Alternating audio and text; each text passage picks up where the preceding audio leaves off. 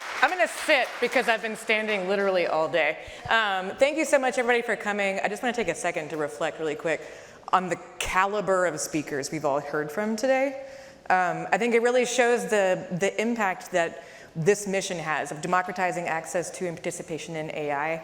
We had government, we had industry, we had academia, we had creators. This is important to everybody. Austin said this morning, this is an everybody technology, so we need everybody at the table, and we did today.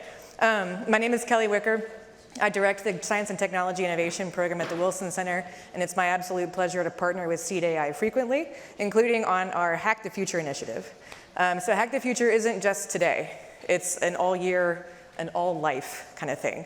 We've already done Hack the Future exercises at DEF CON, at Howard University in DC, in Tulsa. We did one here today, and we're gonna keep going. We're gonna go to Cleveland, we're gonna go to Houston, we're gonna go to Miami, we're gonna go to Chicago. What is Hack the Future? The whole point of what we've been talking about today is that people need a pathway into the AI-enabled future that they can live in, and they need control over what that's gonna look like. So what we're doing is bringing an exercise that lets them scope that out, that motivates them to start those conversations. Sometimes we do a red team exercise where we talk about security and the governance aspects. Sometimes we do skill builders where we talk about what your job looks like with AI. Sometimes we do both. So today we had the opportunity to do just a skill builder. And we always see really cool stuff here because the industry and tech policy people, we all speak the same language, but now that language is the interface we have with technology, we need to see how people who speak different language use AI in a different way. So we always come away where everybody has learned something new. Today, some of the really cool stuff we saw was, you could really tell we were situated in this larger tech ecosystem because the startup pitches and the ideas and the stories people were telling were very tech focused. I saw a lot of VR, I saw a lot of XR, and that's stuff that we have not seen in previous iterations. So people clearly were thinking about technology and how it fits in with a future that they are excited about.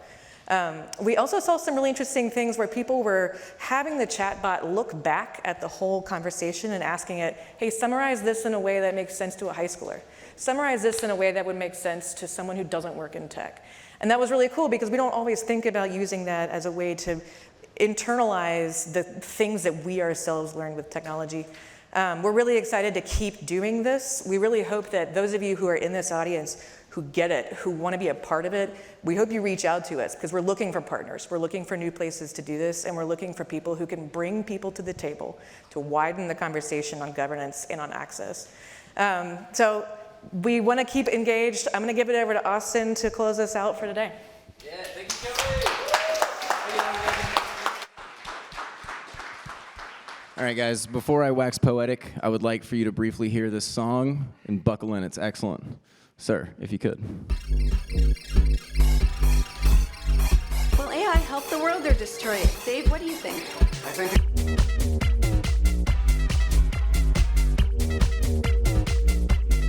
Thank you for listening. This song has been called Will AI Save the World? And it's what happens when you ask AI that question and then tell it to make a song. All right, guys, thank you so much for being here today. I really appreciated it. I've had so many conversations that have been like really validated the concept of having a beautiful mix of government stakeholders, people that are a little stodgier, a little more in suits. We love you guys, and we're glad you got to relax a little bit. And then having folks in tech who are used to having like their own also special language that easily kind of stays in a bubble. And normally we have this interface between tech and government where they're kind of like disliking each other, but also desperately trying to translate out of mutual self-interest. And by bringing in all the folks both at South by, but also the students that have come in today to be part of this learning experience, and to have so many people that are just kind of entrepreneurs that are walking around the streets, you get to break down those strange language silos and strange experiential silos, and then have real conversations.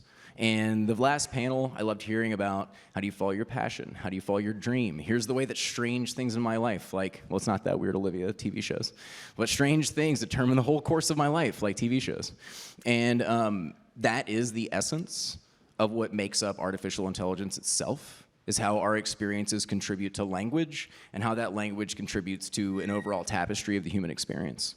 And so I hope that we can continue this conversation. I'm really excited for the partnerships that I saw spring up with and without us.